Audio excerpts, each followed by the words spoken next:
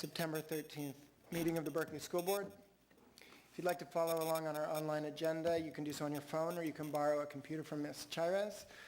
I want to remind everyone that our board meeting is being broadcast live on YouTube and over the radio on 89.3 FM and on TV Comcast Channel 33. I'll now call the open session of tonight's meeting to order at 7:32. For the record, closed session began at 6 o'clock p.m. Ms. Chires, where'd she go? Where is she? She's talking to the video. Oh, okay. Beatrice, do you want, oh no, she's back. Liz, can you share with the community members present our process for translation of the meeting?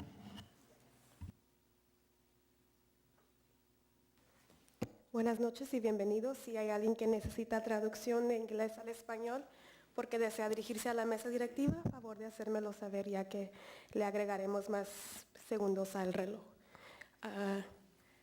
Director Beatriz Leva Cutler. Presente.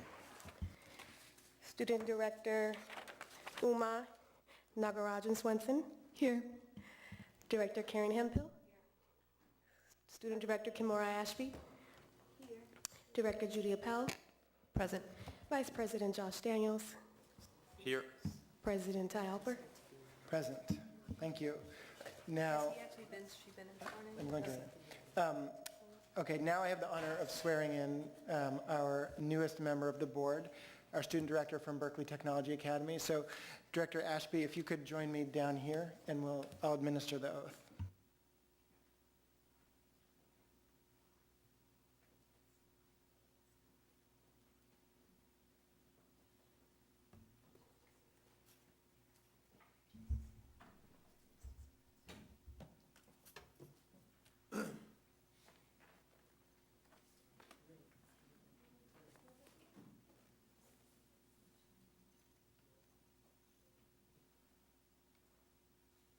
Testing, test.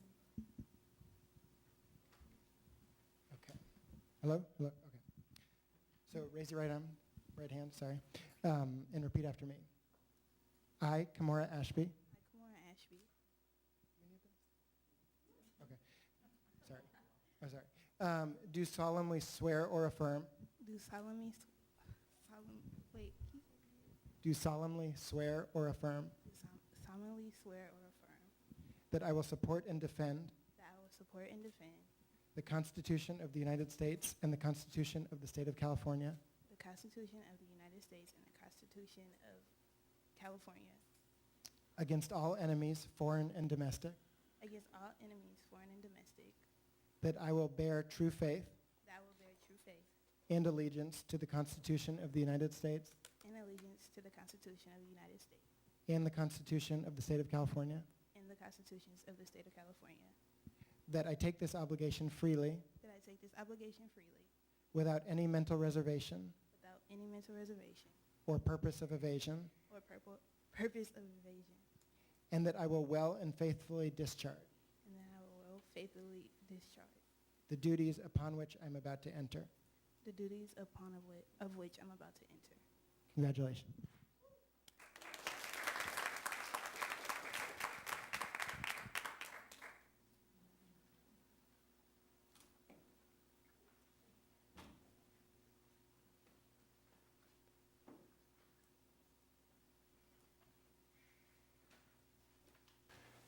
So Director Ashby, congratulations and welcome to the team. Now we're going to take a team photo. So if everybody can put their mics down, and Charles is going to come take a picture of us. I think last time I had the LA Dodgers. Yeah, last time Josh was wearing a Dodgers hat. So. I'll pick a couple, so maybe we'll get a good one out. I'll take several. Let's see, everybody in there? Yes. Okay. Liz, can you blank the screen? Oh, yeah.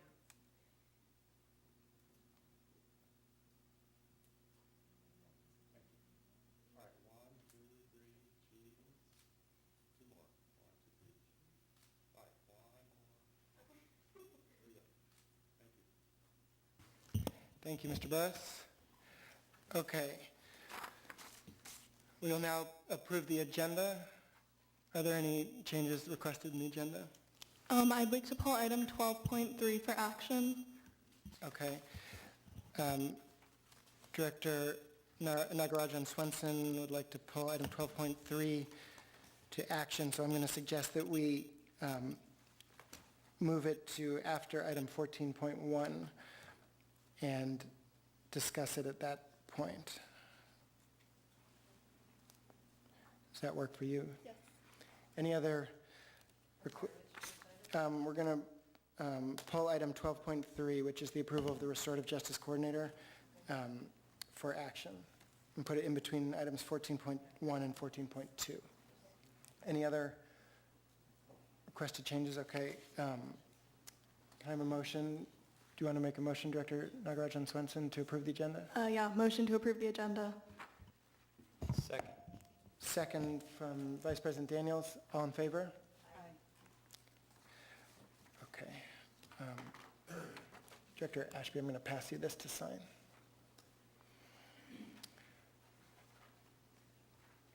Okay, I'm going to now report from closed session, which includes a report from last meeting's closed session in part. At the meeting on August 23rd,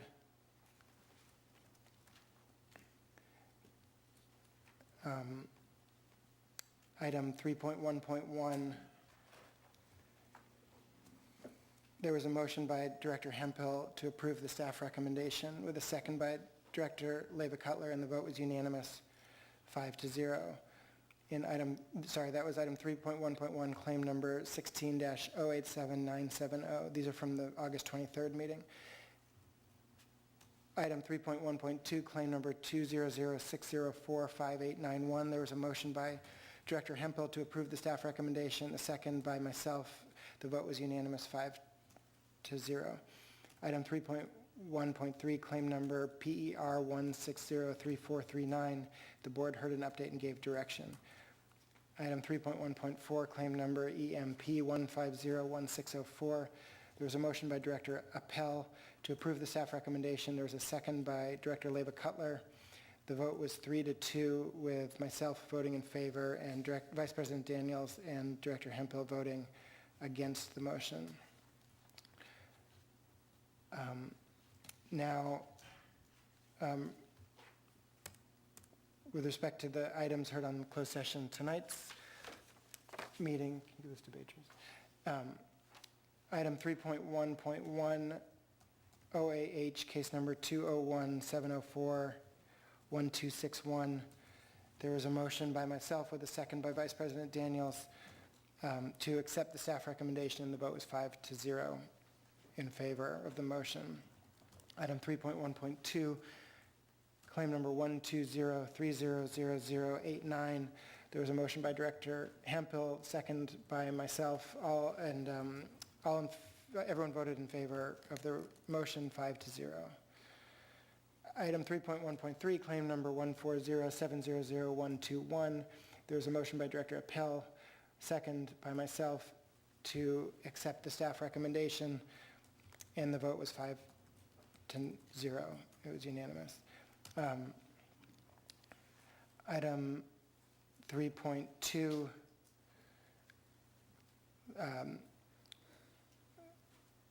give me 1 second.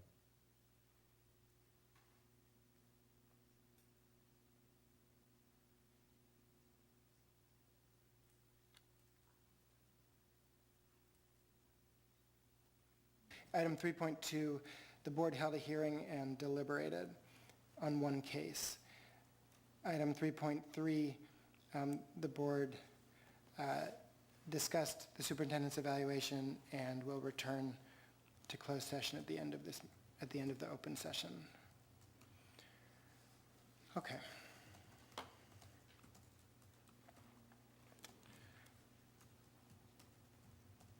I'm going to give a brief overview of the meeting. Let me just plug in my computer. First, we're going to hear 30 minutes of public comment. Then we're going to hear comment from union and district committees.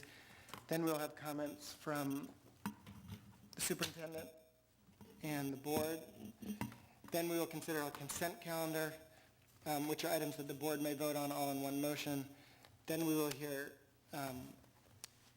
have a discussion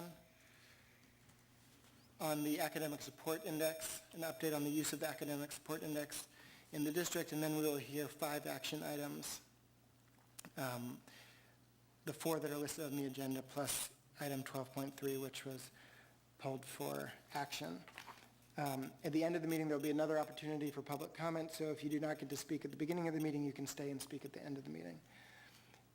The next item on the agenda is the 30 minutes for public comment. The Vice President and I have organized the speaking request by agenda item. We'll rotate through the agenda items so that we can do our best to hear from at least one person on each agenda item. I'm not sure if everyone will get to speak. We have a fair number of cards, but we'll do our best. If your name is called, you may cede your time to another speaker. To do so, stand up. If your name is called, state your name and indicate to whom you are ceding your time. By ceding your time, you give up your opportunity to speak, and nobody can later cede their time to you to speak. Please note you can only cede your time to a speaker who is speaking about the same topic you've written down on your card. We're going to limit speakers tonight to 2 minutes to accommodate as many of you as we can. And nobody can speak for longer than 2 minutes, even if someone wants to cede you their time. And as I just said, we limit that time so that we can hear from as many people as we can in the 30 minutes that have been allotted. When there's 1 minute left in your 2 minutes, the light of the lectern will turn yellow, the light up here will turn yellow, and behind me, if you're still speaking when your time is up, the light will turn red. I'm still rusty from the summer.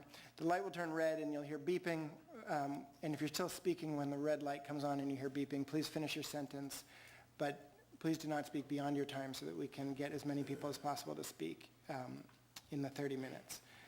To keep things moving, I'm going to say the name of the next person to speak and ask that person to come forward and stand over there under the clock.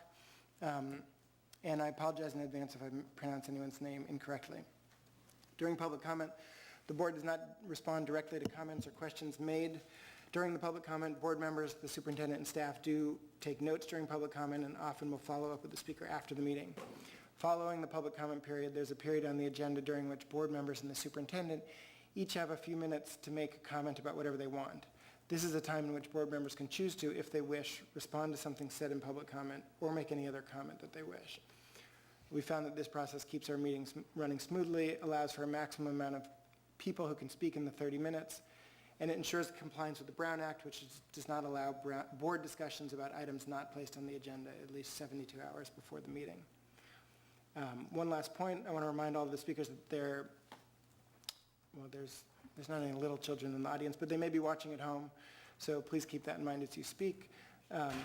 If you have complaints about specific district employees, we encourage you to take advantage of our complaint process rather than using public comment for that purpose. All right, we will now begin public comment, and we will hear first from Justice, followed by Talia Coker. I'll see my time to Emily.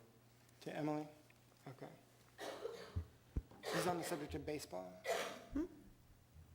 Wait, is this the subject of baseball? No? Justice, what's your last name, Justice? Caceres. Mine has to do with baseball.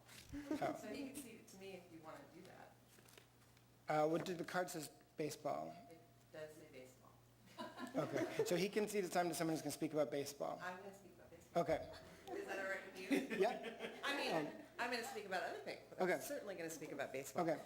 All right, so Rebecca Levinson. Okay.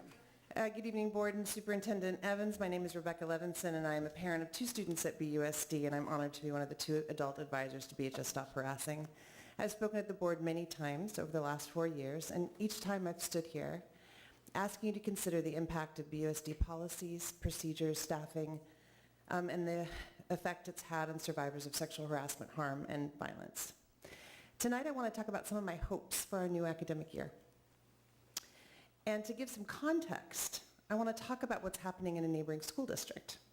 On Sunday, I will be transporting a number of BUSD students to a brunch with San Francisco Giants, that's the baseball part, in San Francisco. where San Francisco Unified and their new superintendent will be honored by the Giants and Futures Without Violence for their progressive stance on sexual harm and sexual harassment. Our students will be speaking as survivors, as upstanders, as athletes, congratulating San Francisco Unified, and Justice will be one of those folks, on their system-wide collaborative response to prevention and providing earlier intervention for students experiencing sexual harassment, harm, and violence. They will be telling the audience, our students will be, they hope that BUSD will follow suit.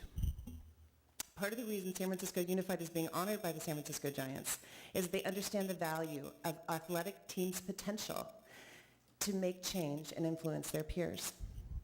San Francisco Unified District is making Coaching Boys into Men, which is an evidence-based prevention program promoting respectful behavior among their players, a required training for all their coaches working with middle and high school youth.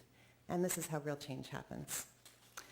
One of the things, Dr. Evans, I'm hoping that we're going to see from you this year is a commitment on the part of your office to support endeavors that we have on the books, so that includes Green Dot, and endeavors like Coaching Boys into Men, so that we can really create the change that we want to see. And I think that there's a real opportunity here. And if we look to Oakland Unified and San Francisco Unified, I would be so honored to have you throw out the pitch next year. Thank you. Talia Coker, followed by Daniela Vieira.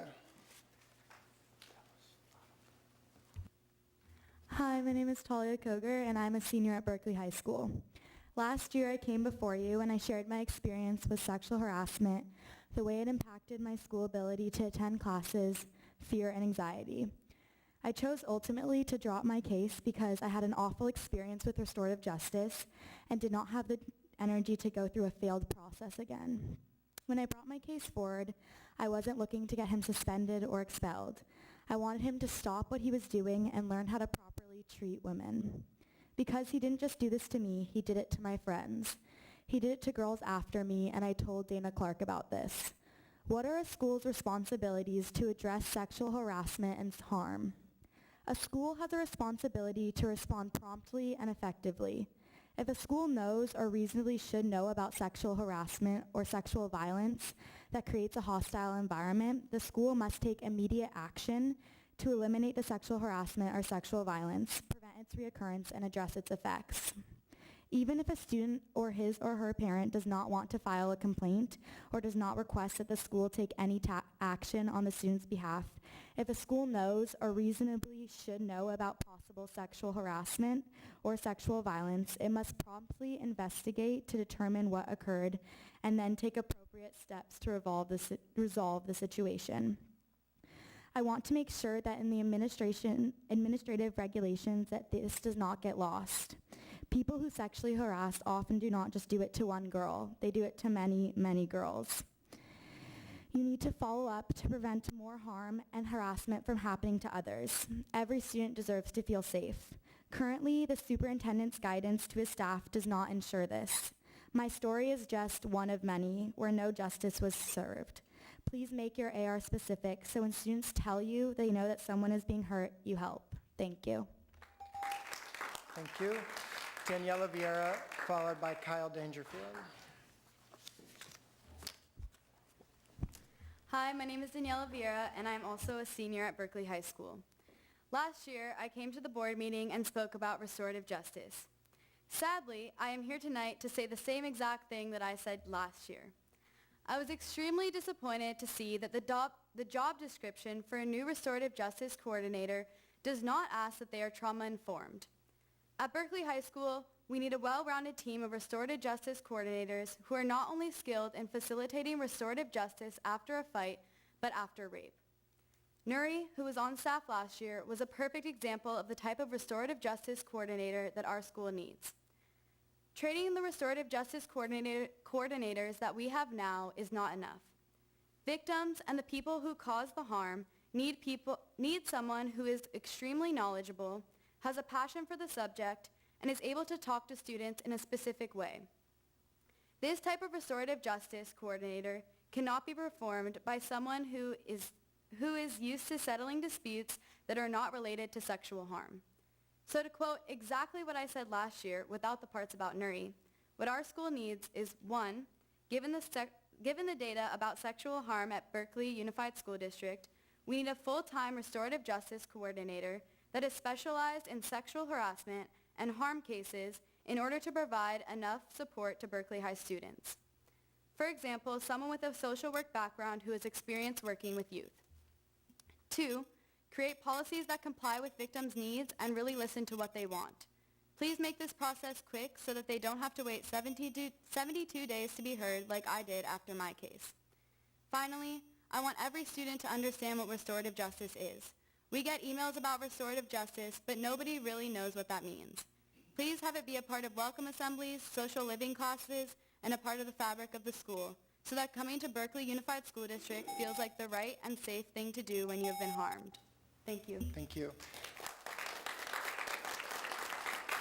Kyla Dangerfield, followed... Kyla. Oh, I'm sorry. Kyla Dangerfield. Followed by Emily Levinson. Hi, we're from Berkeley Vote at 16. I'm Ruby Wilkes, and this is Kyla Dangerfield. We're a group of students who are passionate about civic engagement. Recently, we passed Measure Y1 with 70% of the vote, which allows 16 and 17-year-olds to vote in school board elections.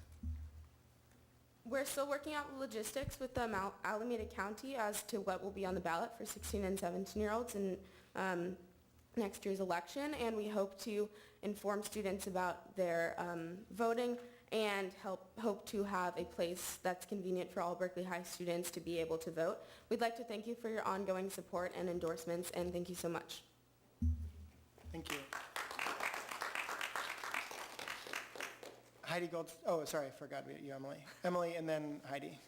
All right. Hi, my name's Emily Levinson, and I'm one of the co-presidents of VHS Stop Harassing. So today, I'd like to make it really clear that sexual harassment and violence right now should be a top-tier priority for BUSD. In our schools right now, there are students who are feeling unable to learn because they are being harmed by their peers, and I honestly can't imagine what could be more important to our district right now. So thus, we'd like you to demonstrate your commitment to preventing sexual harm and follow in the Berkeley City Council's example by sending a letter to Governor Jerry Brown asking him to sign Senate Bill 169 into law. So as Education Secretary Betsy DeVos threatens to roll back key protections of Title IX, the law that prohibits sex-based discrimination in schools, our state, California, is striving to protect equal rights to education through making Title IX state law through Senate Bill 169. We feel that your endorsement of this bill would send a message to our community about how this district values safety and gender equity. So we have a petition with over 650 signatures of Berkeley High students asking you to stand with us in helping Governor Jerry Brown sign this into law. So I'll give this to you. It has a description of the bill and what it's about, and an attached letter that's very similar to the one that the Berkeley City Council signed. So we hope that you'll consider endorsing this bill. Thank you. Thank you. Heidi Goldstein, followed by Lily Spencer. Good evening, school board. My name is Heidi Goldstein. I'm a parent of an alum and a current senior. And today I'm before you as an individual in this school district, but also mindful of the fact that I sit on the Personnel Commission as a commissioner because I would like to talk a little bit about the Restorative Justice Coordinator position that's in front of you. The highlight of my comments is that this position, as it's currently constructed, is not sufficient for someone to coordinate and lead the school district, in part for some of the reasons that you've heard earlier from other speakers. Someone with a social work background, someone who's worked with children, someone who knows how to deal with the Tier 3, the more gnarly items. Some of the background of how this came to the Personnel Commission was a little unusual. Generally, my understanding is you actually approve the position, and then the commission does its work to frame the classification. In this case, in mid-July, Mr. Scuderi, I think, had worked with the then director and brought the job description or the classification description in front of you today. Our feedback at that public meeting, and it's part of our minutes and record, was that we thought it was too junior, that for someone to actually lead the work and do it well, it would be important to compensate the work better, and to compensate better, you needed an elevated series of skills and abilities. We recommended, and actually the then interim director drew up a senior version of this document. And I would ask, because I'm delighted that you want to invest in this, that actually you review that classification description and not this one. It's just insufficient. Thank you. Thank you.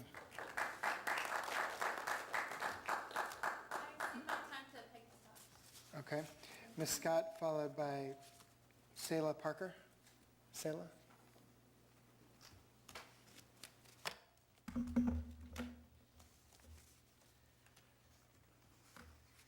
Good evening. My name is Peggy Scott. I'm on the Sexual Harassment Advisory Committee.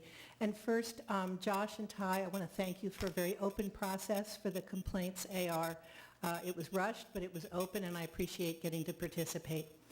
Dr. Evans, the AR is your document. You own it. I emailed all of you, and you have in front of you additions that need to be made so that our students can be safe. They are all important, but I will speak to two in particular. First, at Berkeley High, something called the side agreement is blocking all complaints against teachers. They get passed back and forth, making sure the complaints just keep circling the drain. Nothing gets resolved. This side agreement is not signed, but it's affecting 1/3 of the students in the district. Just add one word to this AR that complaints against staff will be handled in accordance with signed collective bargaining agreements. Make sure they get resolved under the umbrella of all complaints and with a timeline.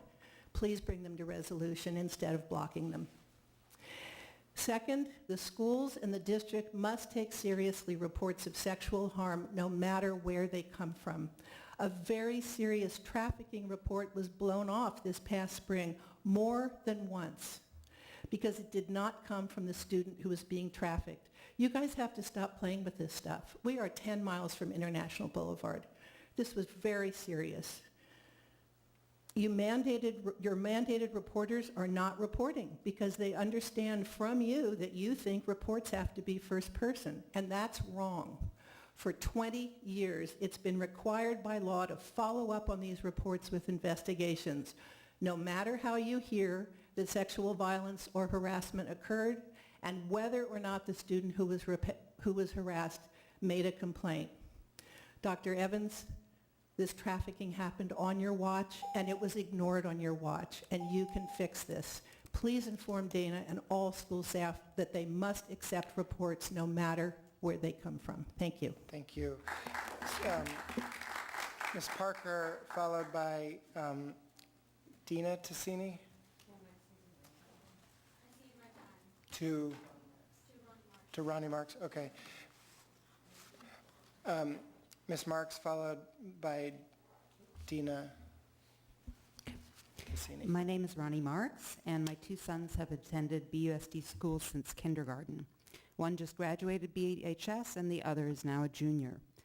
I'm here tonight because I've spent the past 4 years trying to work with BHS administration and relevant stakeholder groups to improve the student classroom experience and address teacher classroom performance issues. This effort started in the math department, expanded to all departments, and more recently addressed history.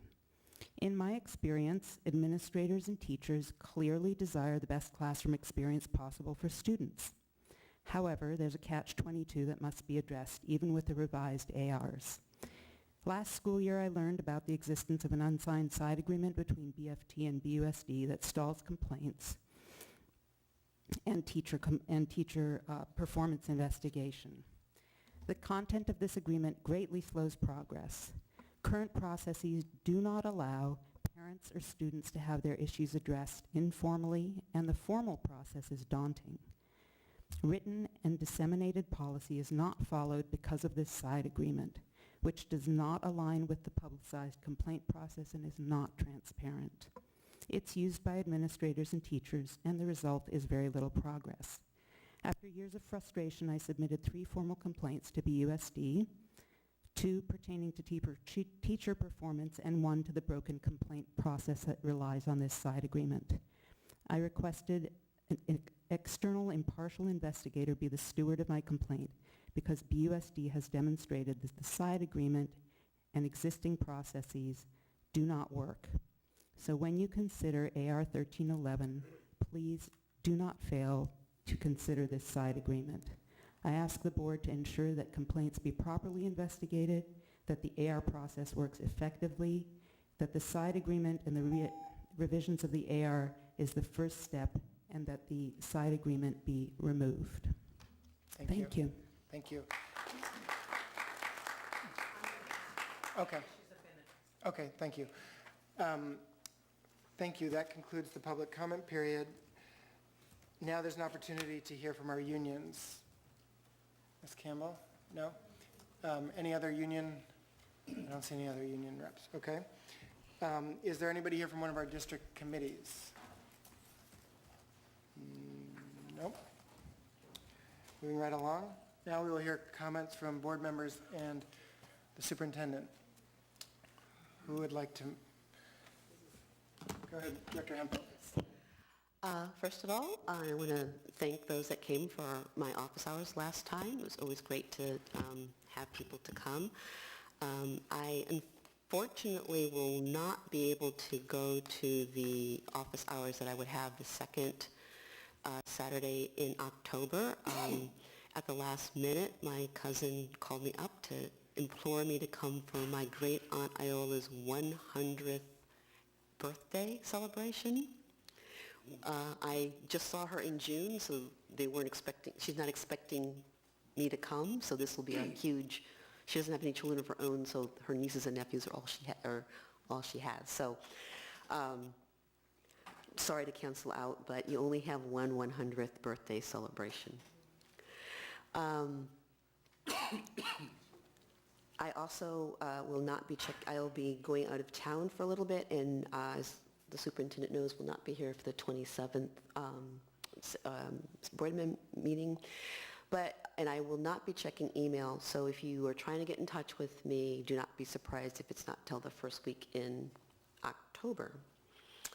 Other than that, I want to welcome everyone again to the brand new school year, and look forward to working with our new school board student directors. And if there's any, and I, at least because you're right next to me, anything that I can do to help you understand the agenda process or the school board process, please feel free to call upon me. That's it.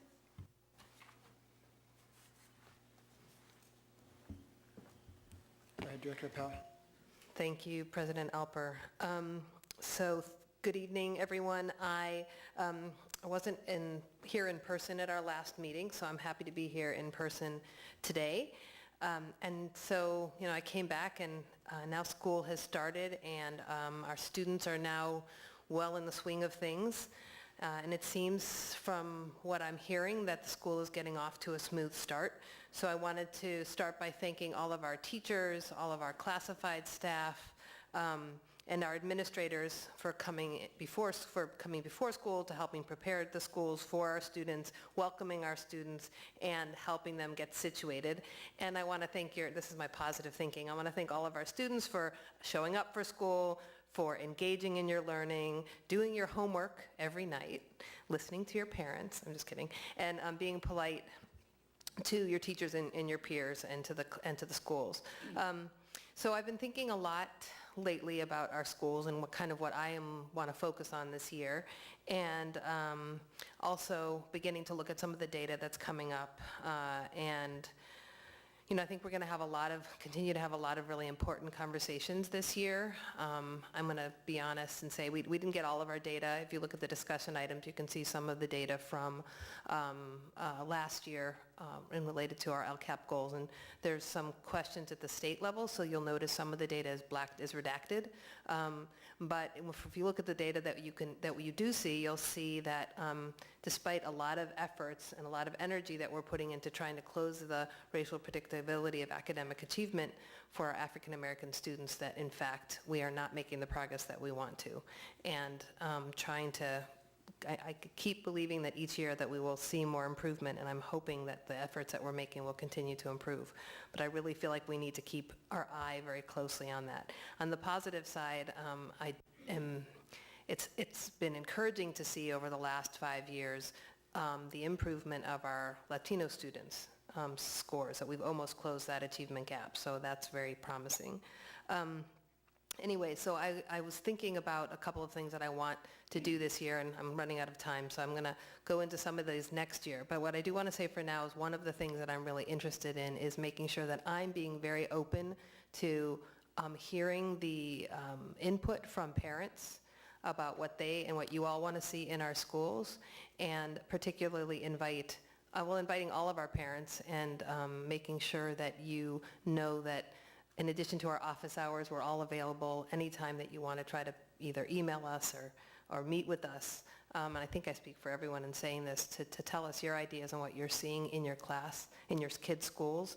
I know that I personally want to really figure out how I can even listen better to the input, particularly from our African American parents, about what you want to see and why how you think we can help better move our schools forward. So I say that about our Black parents, but I also want to say that from all of our families, that I really have a renewed commitment to listening to parents and families and figuring out how I can work with you to integrate those ideas into the decisions that I'm making up here. Towards that end, my next office hours are going to be the third Saturday of the month from 10 to 12 at Mojo, which is on Sacramento it's almost at Dwight. I don't know what that street is right before Dwight. Okay, thanks. Thank you. Those are great comments, Board Member Pell, welcoming our students and our parents. I'd also like to thank all of our new parents that are coming into schools. And I know this month is also back to school night in many of our schools, and so I hope that parents will join us. I also like to thank the students who came out. I think it's always impressive how articulate our students are and informing and informative to us as a board member. I'd like to announce that, because it's going out in Berkeley, how our Berkeley Unified is sponsoring DACA renewal workshops, and those are for our students who are undocumented. That's happening on Thursday, September 21st at Longfellow, and this is for helping students to renew their permit, which is urgent, and that it's in response to a horrible rescinding of the protections for our undocumented students, not just here in Berkeley, but all over in our nation, over 800,000. So I'm looking forward to being able to support however I can our district and our teachers in our community that are supporting our undocumented students. I will have office hours on the 2nd, on the first Monday of October, on October 2nd from 4:30 to 6 at Casa Latina, and I'd just like to thank everybody for coming out tonight. Thanks. Go ahead. I'd like to thank everyone for the warm welcome, and I'd also like to mention BHS Stop Harassing quickly. I stand in strong support of all my fellow students and their requests, and I also wanted to say that I stand in solidarity with all Dreamers and undocumented students at BUSD and beyond. I think considering recent events, it's really important that we support these students to the best of our ability, no matter what the federal government is doing to encourage a welcoming community that will lead to academic and personal success. And I'm excited for the rest of the year. Thank you. Thank you. Vice President Dunas.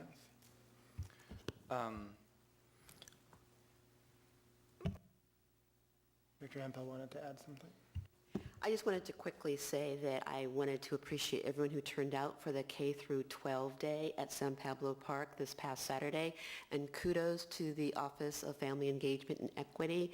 My understanding is that over 1,100 school supply bags were passed out that day.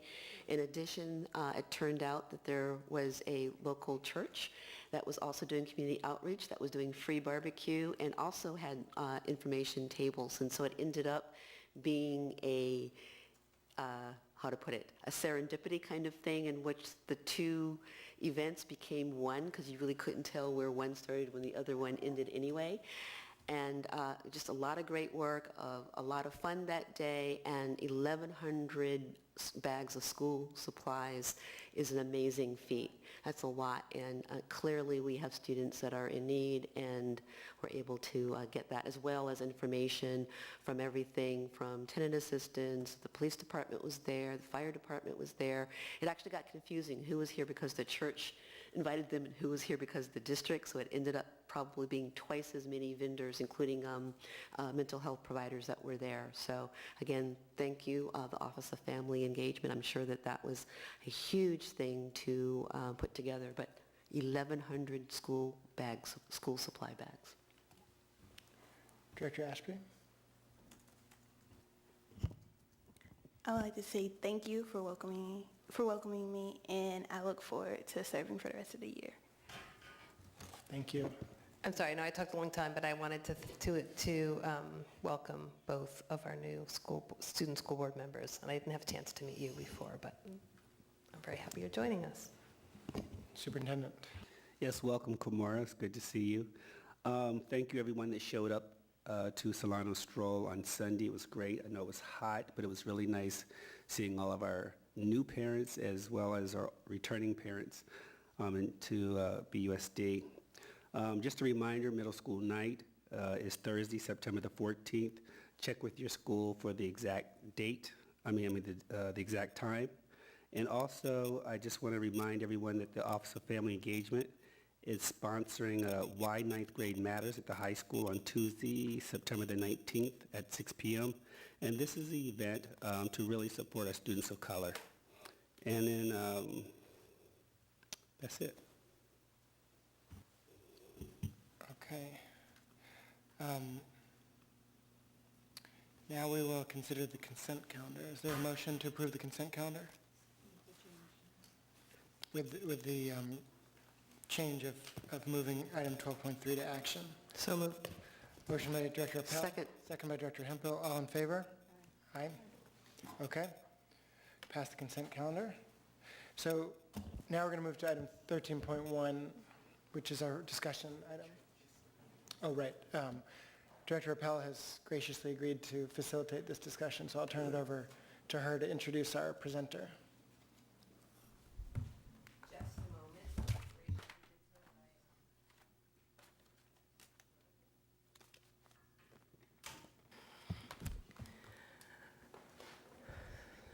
And we've allocated 35 minutes for this. Okay, so I wanted to welcome, and I'm just going to set up the item a little bit and then introduce Dave Stevens, who is the super brain behind the ASI. I think we at the board have asked for this update because in many of the interventions and the programs that we plan to help serve particularly our more struggling students, we have now a tool in our district that is the Academic Support Index that we talk about a lot, or that comes up a lot, is one of the ways that we help identify students that in need, and then also help evaluate the success of our intervention. So I'm really happy. I'm excited to hear this presentation and introduce Dave Stevens, who will walk us through kind of some background, I think, and then the way that we're using this tool to help our students. All right, well, good evening, and thank you all for inviting me here to provide you with an update on the evolution and the current applications of the Academic Support Index. So as I go through this presentation, it's important to remember that the ASI is a means and not an ends, and it's a tool and not a solution. Dave, I'm sorry, can I just interrupt you? It's not on our screens. We're not seeing it on our screen. Yeah, it's on the screen in front of him, but it's not on our screen. Sorry, Dave. That's okay. We'll give you that minute back. Why don't you go ahead and we'll figure it out. Because we can see it in front of you, so go ahead. Sorry, go Yeah, ahead. go ahead. Oh, there it is. Okay. Got it? Okay, great. So it's called the Academic Support Index because while it has great utility as a tool for research and evaluation, the priority or the primary application of the ASI and BUSD is for the purpose of supporting students and improving student outcomes. So some of the characteristics of the Academic Support Index. Well, one is precision. It provides us with a much more precise and nuanced understanding of who our students are within our classes, within our programs, than current standard practices. It has reliable predictive ability. Early warning systems are all very popular right now, but the problem with them is they're reactive. Is they tell you that once a kid starts to fail, that they're probably going to continue to fail. And we have something that works, that is an improvement upon that, which is the ability to help identify students who will benefit from sport prior to the academic difficulties, before those start to manifest. The ability to allow for apples-to-apples comparisons. There's no such thing as similar schools, but there's always similar types of students, just in different proportions. The ASI helps us to analyze how similar students are doing over time and in different locations or different settings. It's a powerful tool for evaluation. The ability to make comparisons between similar students who receive an intervention versus those who don't is critical to any sort of rigorous evaluation system. So kind of going into some of the background, it's important to understand students do not exist in single demographic buckets, right? In traditional data analysis, student performance is analyzed within these single buckets, but students do not exist in those single buckets, but rather they are the result of a complex intersection of many different buckets simultaneously. You can see some examples there. The interaction of these buckets impacts student performance. Factors associated with better outcomes, we refer to them as tailwinds, and there's a couple examples there. Stable housing, high parent education level, or being a native English speaker. Likewise, factors associated with academic underperformance we're calling headwinds, things like being an English learner, having a disability, or being low socioeconomic status. So I'm going to show you, just kind of review the process for determining the ASI points. You know, when you guys first heard about this, when Mr. Scuderi was principal at Berkeley High, we just kind of just made what we thought were the right amount of points, but going to conferences and papers, people don't accept that, so we had to come up with a more data-informed way of determining that, as you can imagine. So we had two rules, one which was our target. He was good enough for Principal Scuderi, though. So we had two rules. One is, the primary thing is that we wanted to see how students did relative to a 2.50 grade point average, and that's significant because that's the midway point for CSU eligibility between a 2 and 3 GPA. So we decided that if their confidence interval or if their average GPA for a demographic field overlapped with 2.5, then we're going to say that that's 2 points of headwind. If the confidence interval doesn't overlap with 2.5, but it's below others within that category, and I'm going to go through an example, then that's going to be 1 point of headwind. So we're going to look at English learner status right here. And so for English learners up on top, that confidence interval, as you can see, overlaps with the red line, which is 2.5 GPA. So if you're an English learner in the ASI, you get 2 points of headwind. Now down at the bottom are redesignated RFEPs, the redesignated fluent English proficient students. And notice that they underperform the other groups, but they do not overlap with the 2.5 target, so they get 1 point. And then the remaining categories they get 0 points because they're not associated with academic underperformance. So the BSD factors that do have a correlation to academic underperformance, and I've included their ASI points in there. Having a disability would get 2 points. English learners, 2 or redesignated 1, just like the graphic I just showed you. Socioeconomically disadvantaged, 1 point. Primary language, Spanish 1, Urdu 2. Gender, male 1. This is kind of surprised me when I first did this, but then I started looking at the actual academic performance, and we find that boys have significantly statistically lower GPAs, but also 6 years post-graduation, they're half as likely to have earned a degree from Berkeley High School. Experiencing school as an African American or Hispanic Latino, so 2 for African American or 1 for Hispanic Latino. And this is, there's a lot of research occurring in this field looking at the thing, what are the underlying causes for this? You think about things like exclusionary discipline, low expectations, stereotype threat, microaggressions, implicit bias, microaggressions, unpaid educational debt, and social inequalities. Those things manifest through those students, and that's why we see this, the theory behind the ASI, that is why we see a statistically lower academic performance from students in those categories. Also, household education, high school or less, 2 points, and some college 1. So this is a sample calculation. You have a student who's an English learner, they're male, their parents did not graduate from high school, and they have a disability, they have an IEP. So they would get 2 points for their education level, 2 points for English proficiency as an English learner, 2 for having an IEP, and 1 for male. And so their academic support index is 7. And you can think of that. Now that's equivalent for example, to the amount of support that that student might need to actualize their potential. So looking at some of the research, we have about 5 going on 6 years of research with the Academic Support Index right now. We're seeing strong correlations to both academic and non-academic outcomes, everything from kindergarten screeners through TCRWP at all grade levels, SBA at all grade levels, college career readiness indicators, UC eligibility, all the way through post-secondary degree attainment. So in other words, a student's academic support index strongly correlates with how they do on all these metrics, and we're talking a 20-year range. So it's very reliable in the way it does it, but in that sense, it's also it has high predictive value. Well, that's my next point, high reliability.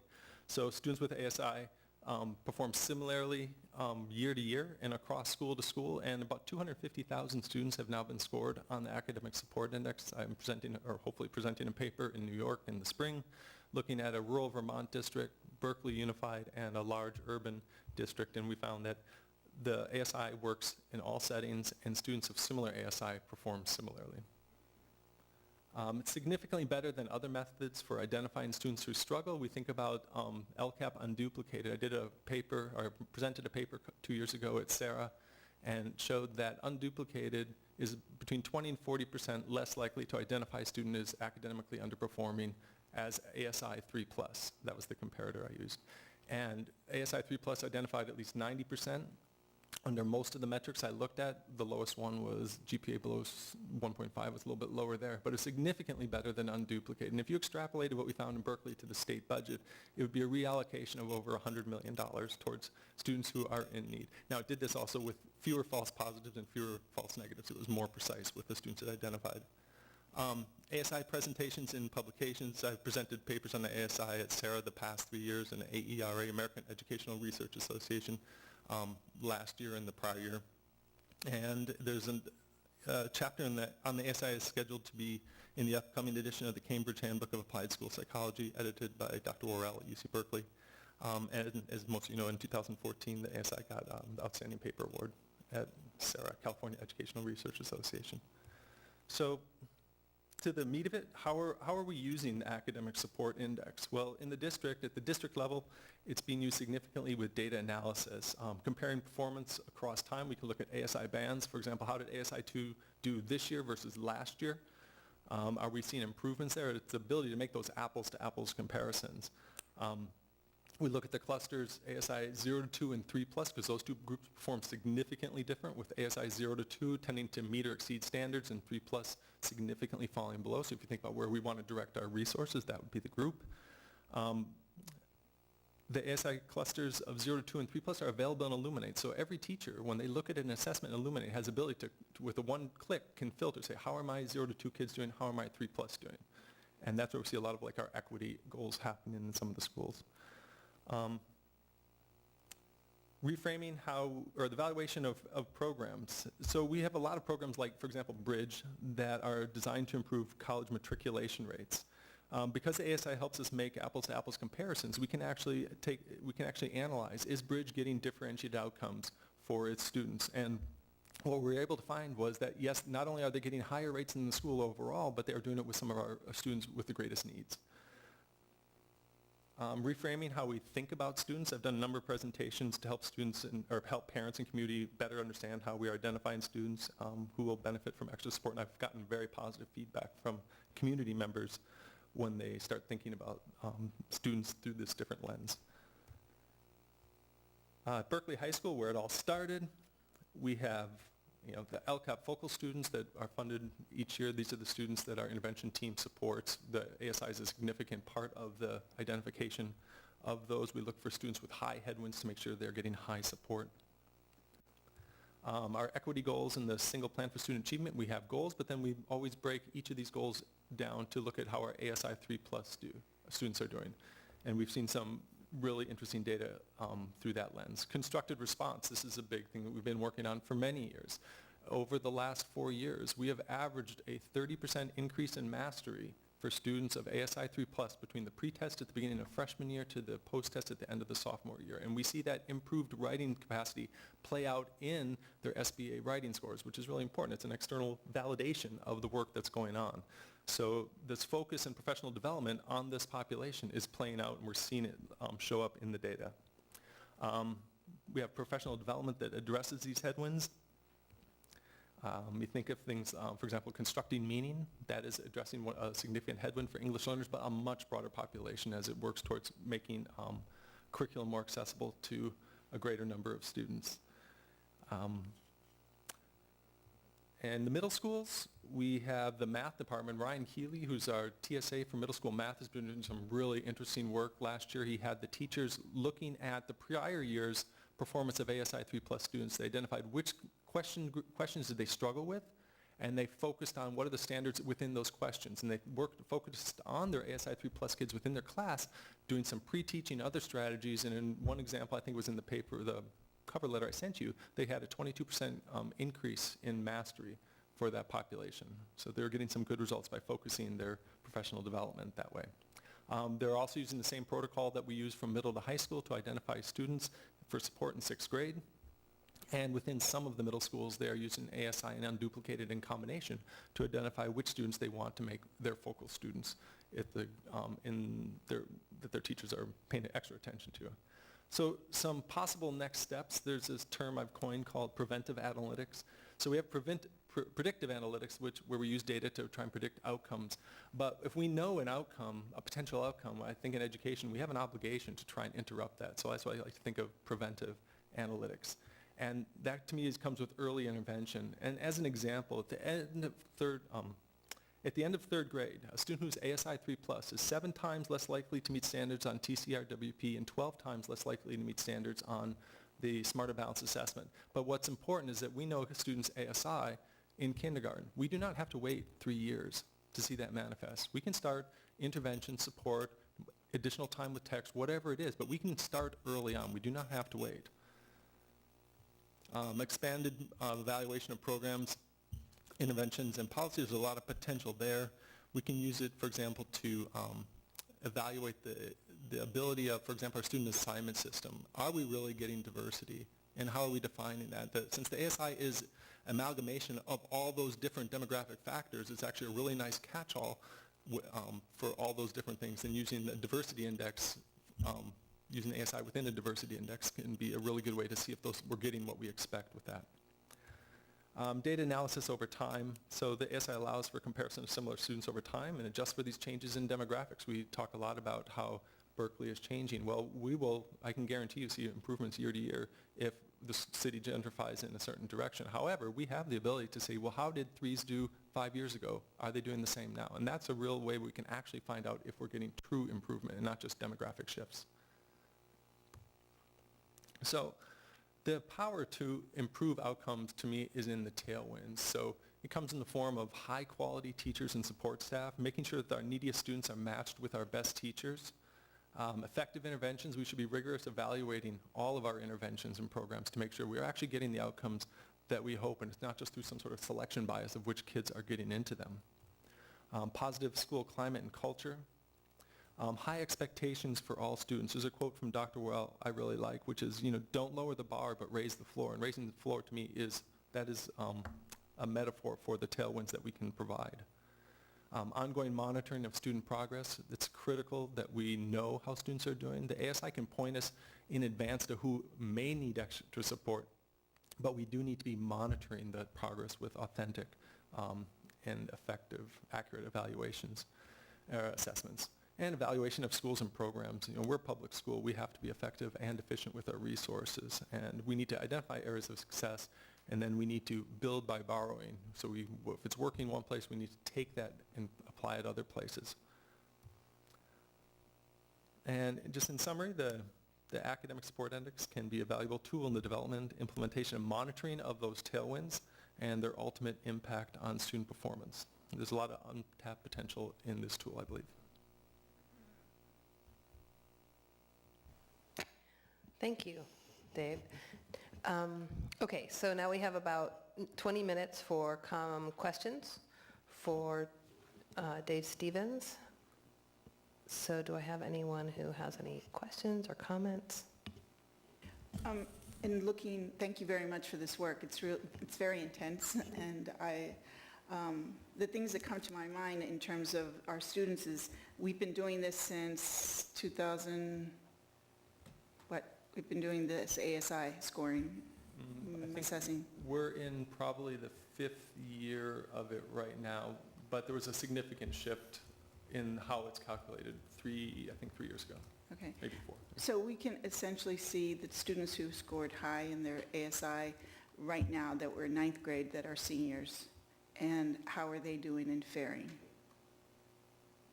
We can see that. We know that? Oh, How yes. are they? How are, Yeah, we can see that. And we are tracking that at the high school. When we talk about our single plan for student achievement, we are looking at all the school goals through the lens of all students, but also through the lens of ASI 3+, so kids of an academic support index of 3 on up. Mhm. And where have we seen the biggest gap where we haven't been successful with these students? Because there's things that we can change in the schools, and there's things that are not in our control that are outside the school. And so, I think for me, it's like what we see with some of these students, it's just peeling an onion. That's one thing, but it's many things that both we can have an impact and we can't have an impact. And so those are where the partnerships need to happen with outside sources. So it's just hearing more perhaps in our reports in terms of how these students are faring. If we've done 4 years already and seen in measuring their progress. Also in the ASI, attendance, Karen and I were having a conversation, we were saying that's not one of the indicators in terms of student attendance, it being one thing that would certainly impact a student being able to be successful in school. Absolutely, and one of the things I always recommend is that the ASI should be used with other measures. So if you have a student who has an attendance problem, that's the issue. That's something you need to follow up on. Now, from the research I've done, students who are struggling, your ASI also correlates to their ability to recover. Mm-hmm. Lower ASI kids can recover from missing a lot of school a lot easier than high ASI kids. So it still has value in that conversation. But poor attendance is the trigger that should start some sort of intervention. Mm-hmm. Not their index would be independent of that, I would say. Yeah. I'm just thinking in terms of the SARB that's not something that's told to us in terms of where the student is at in our SARB interactions in terms of other support or other things that are going on. Mm-hmm. Okay. Karen Hempel, Director Hempel? Yeah, I just kind of continue what Director Levy Cutler said. So one of the things that I have questions about is that it seems that headwinds aren't necessarily static. Students, some headwinds can be reversed, some headwinds can become more intense, or they can be added. So for example, I was thinking about in addition to attendance, for example, students who are in our McKinney-Vento program, in other words, who are experiencing homelessness, that is a factor that, in and of itself is a huge headwind, regardless of anything else. And I would say in addition to that, which we could capture students that are in McKinney-Vento, because they're in McKinney-Vento, but more and more, whether it's SARB or other places, we have more and more families that are extremely, I don't know if there's a word for it, but essentially they're at risk for losing they're housing stressed. And even if they're not, they may not be in our McKinney-Vento program, but, mom or dad or grandma is, 1 month away before losing their place. And so there's issues and those are kinds of things that may not have been present in kindergarten, but could be present in 3rd grade, for example. Also, for example, accessing our mental health services or the city's mental health services. I mean, that would, whether it's the child or the family, if a guardian or a parent or a student has accessed our public mental health services, that would also, in my mind, be a headwind in terms of, and that also may not have happened in kindergarten, but could have happened by, 5th grade. So I had that question.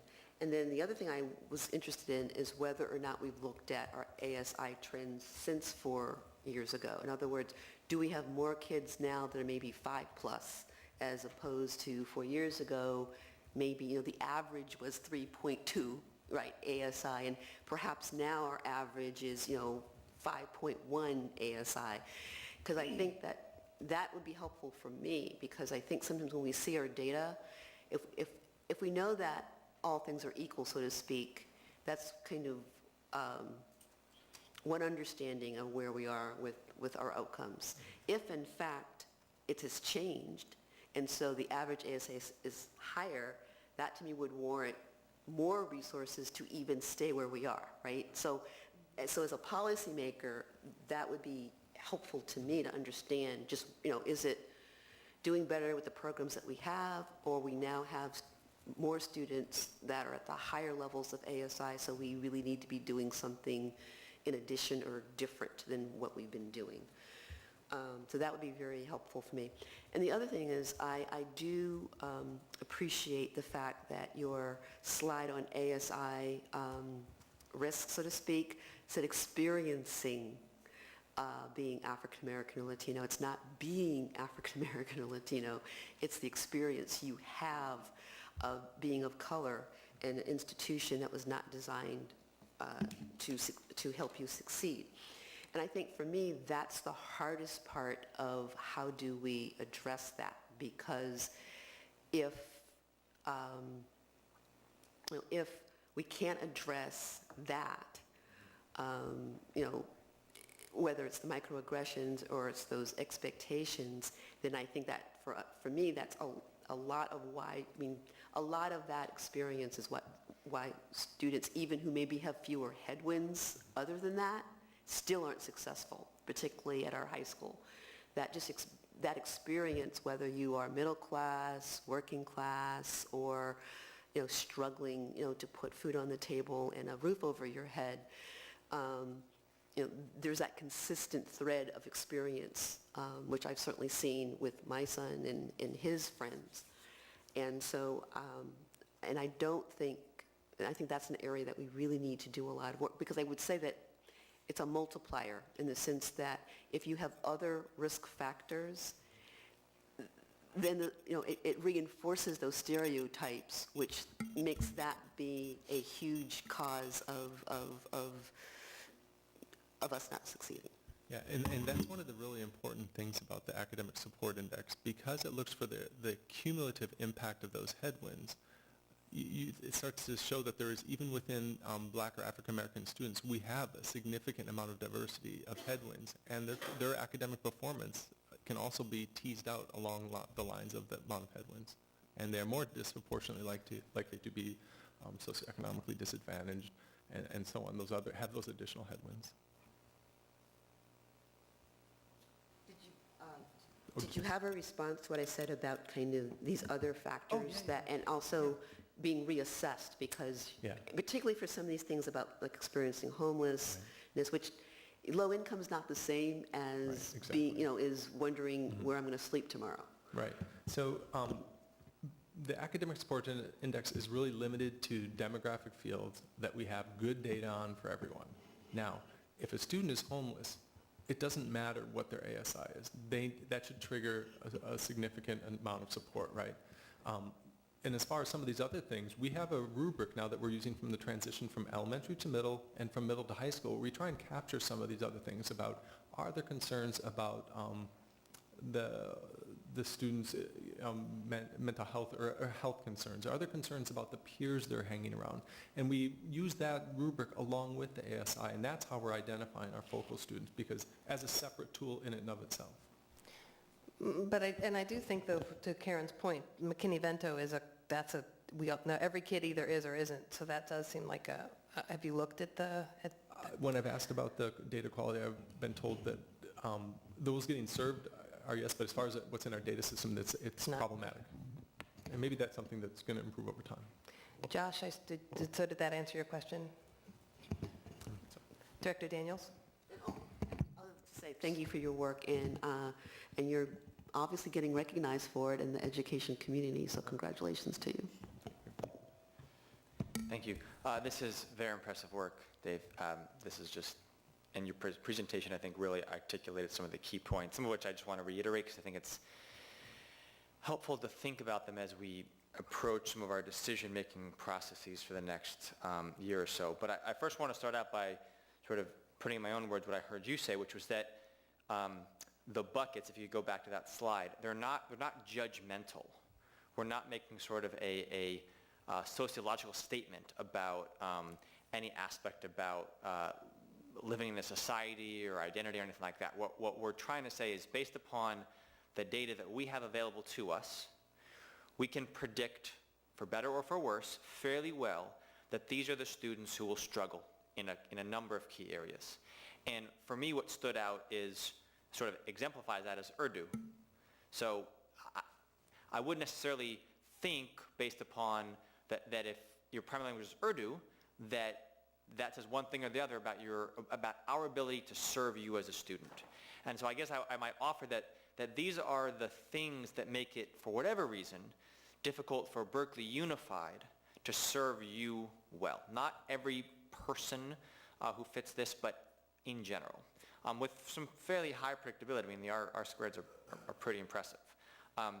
So I think thinking about it as sort of the district's ability to serve these students is somehow needing additional support or additional resources.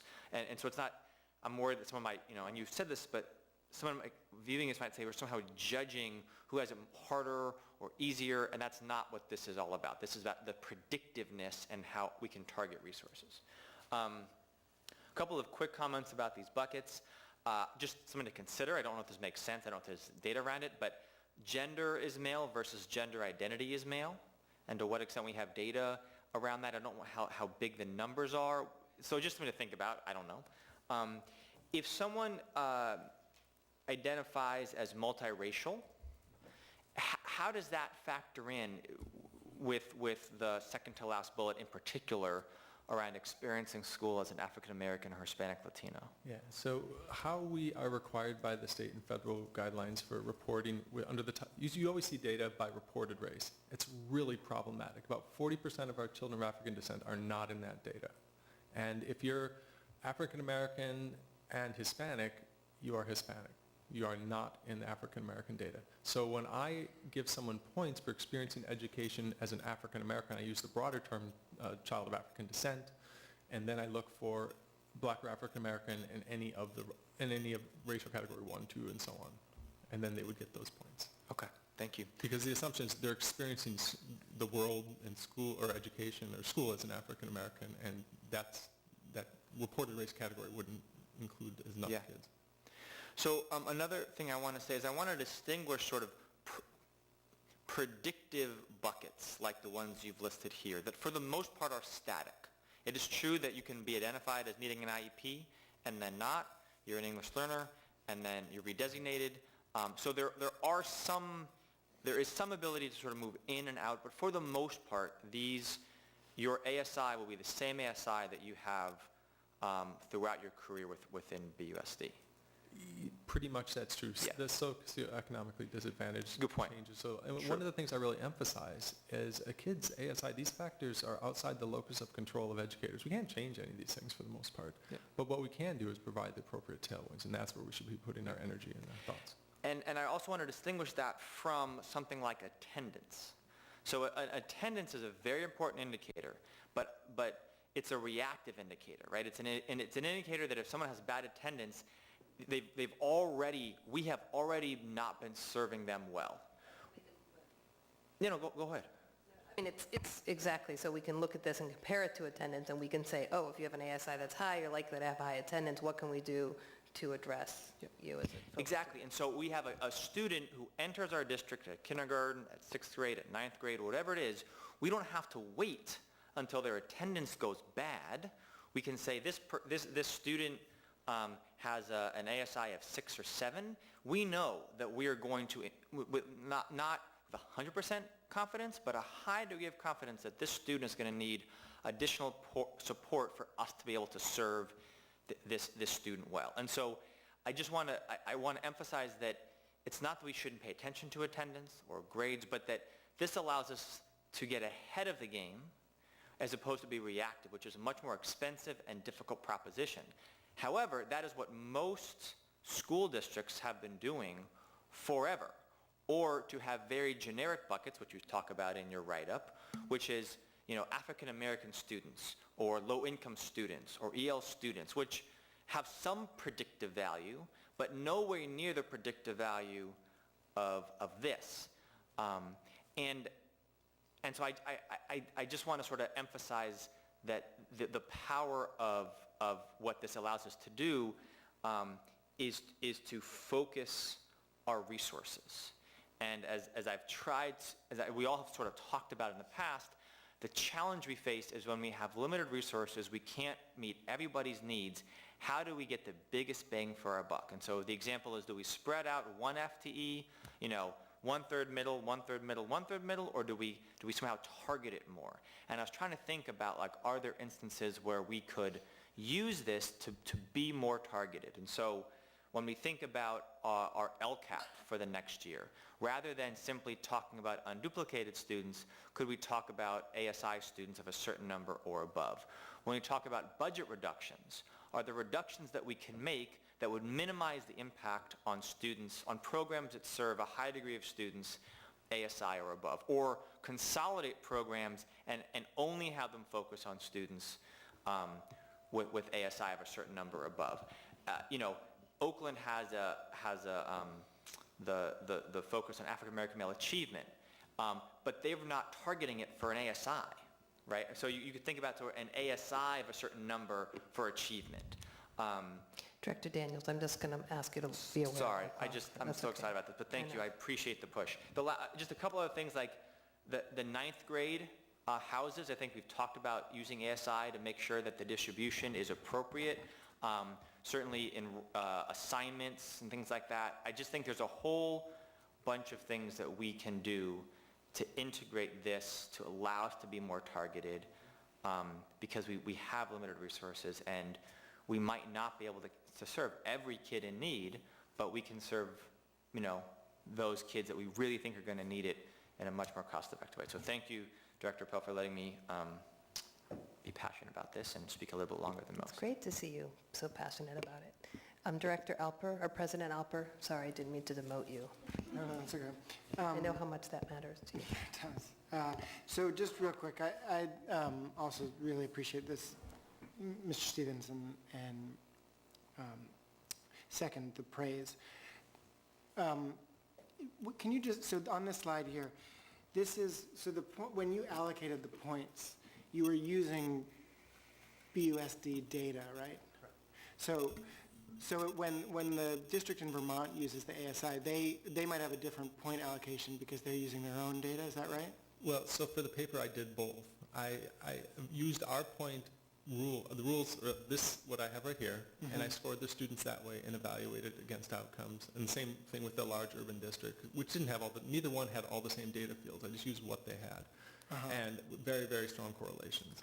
I also then went through the protocol of recalculating what those weightings would be, and it wasn't quite as strong a correlation. It was still pretty good. And so one of my findings was that while you can do that, it's not really necessary, because the Berkeley Unified point thing, we have a very representative group of students.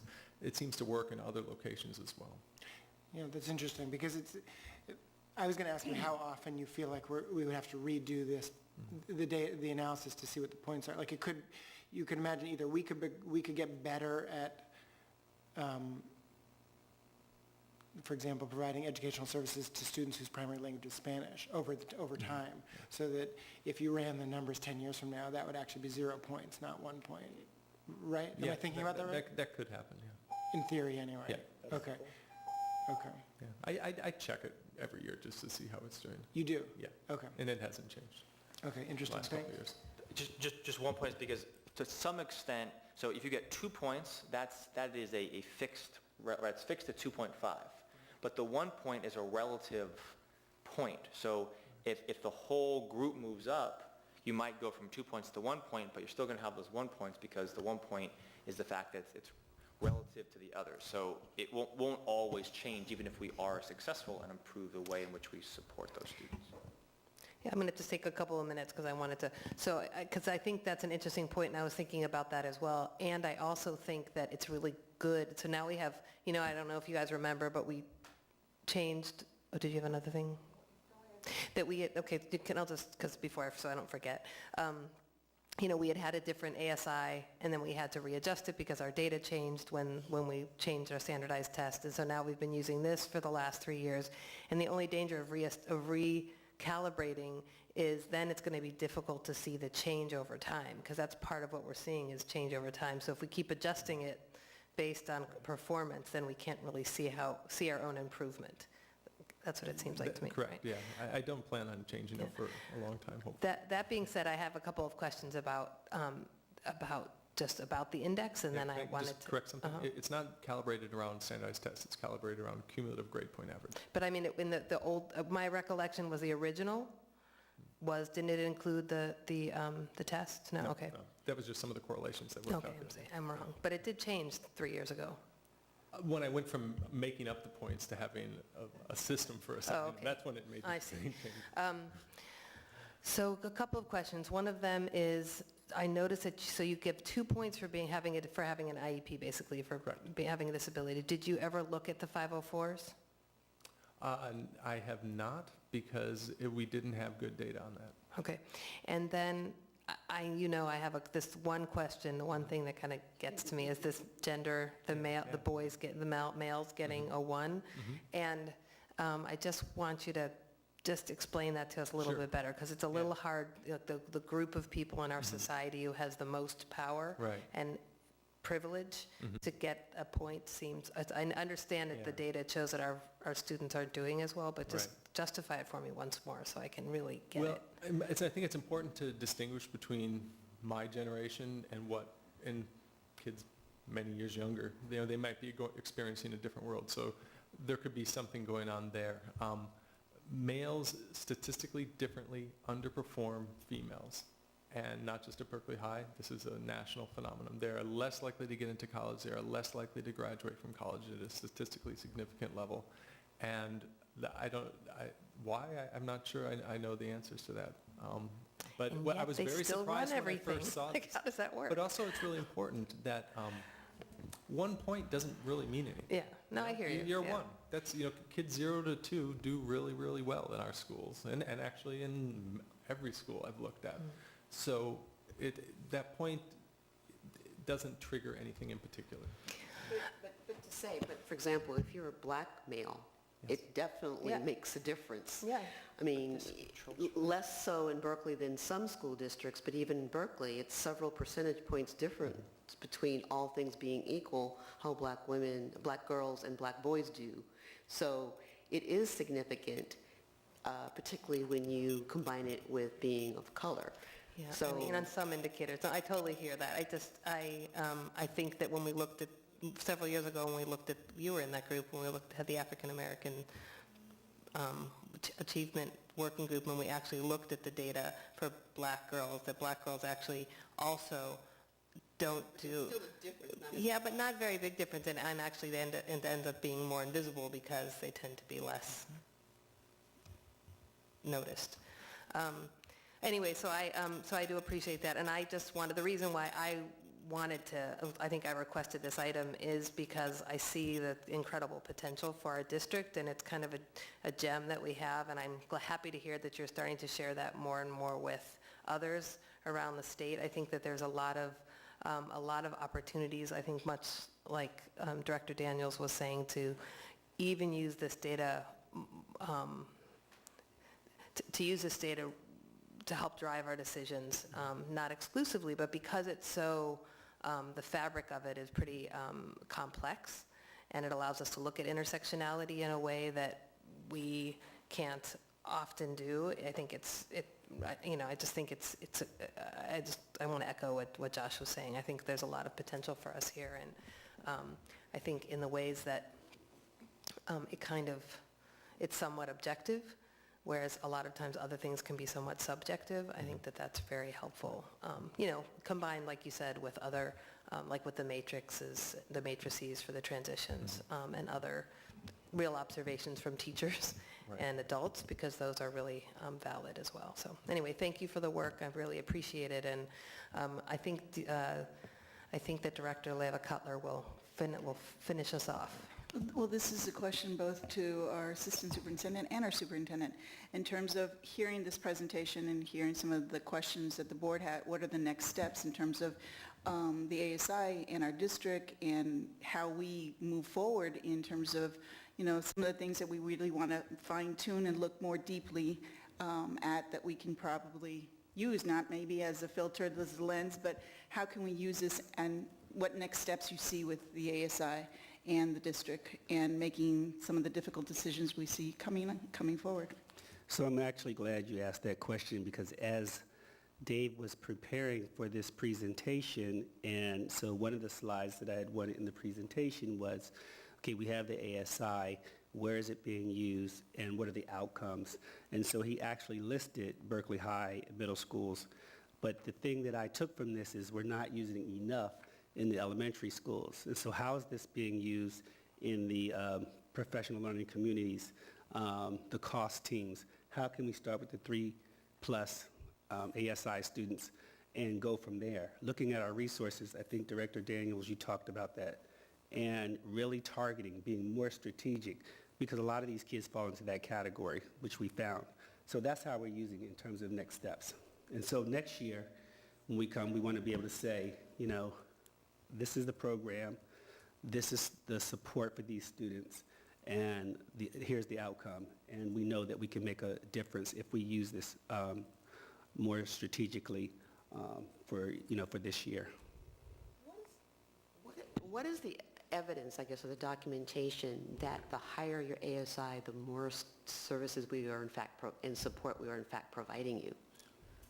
Well, it's kind of theoretical, because I can't really quantify how much you spend on each student, but you can see that students with high ASI are very likely to have an IEP, so they might be getting special education services. Or English learners, those are the students we tend to see with really, really high ASIs. So there is Since some, we could do a service audit. I mean, if you ran a computer program and you found that there's 100 students that have ASIs of, let's say, a 5 and above, are they in fact getting more services if you ran 100 students that are 3? Right. Well, we can actually look at, through the intervention stuff and Illuminate, we can see which interventions are going to which kids, and then we can see, well, what % of those kids are ASI 3+, what's the average ASI, and so we can look at that kind of... And if they're working. And if the strategies are working. Yeah, in terms of access, too, briefly to what you were, Director Leva Cutler was mentioning too, I think, and Dave brought this up in his presentation, the accessibility of this now has kind of grown exponentially. I mean, as he mentioned, it's a filter now in Illuminate. So at K-5, our coordination of services teams can now have an embedded filter in our new student database where they can sort reports and see who's receiving intervention, et cetera. So that's really nice that filter is just at educators' fingertips out at all the sites now. Well,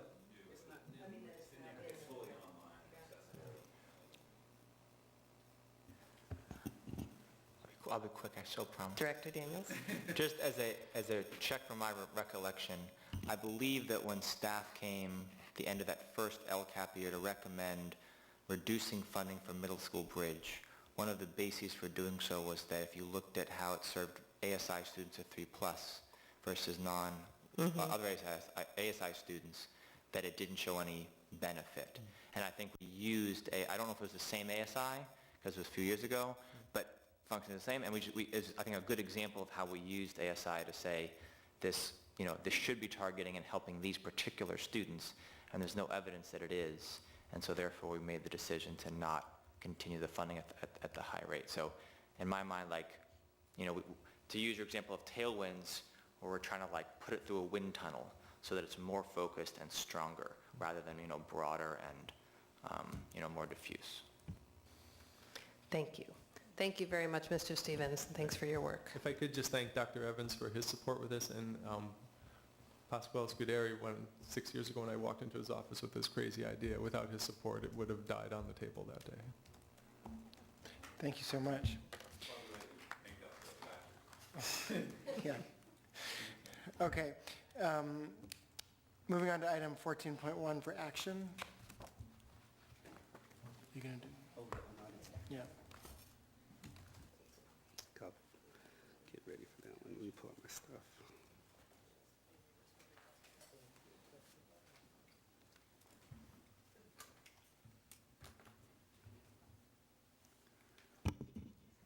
So just to remind everyone, to our viewers at home, the unaudited actuals are actually refers to the closed books for the district prior to the independent audit that we will have. Wait, I'm sorry, excuse me, Superintendent. Are we, Director Daniel, I'm so sorry. President Alper, are we doing this next, or is the next item the RJ coordinator? That's the item after this. After this, I'm sorry.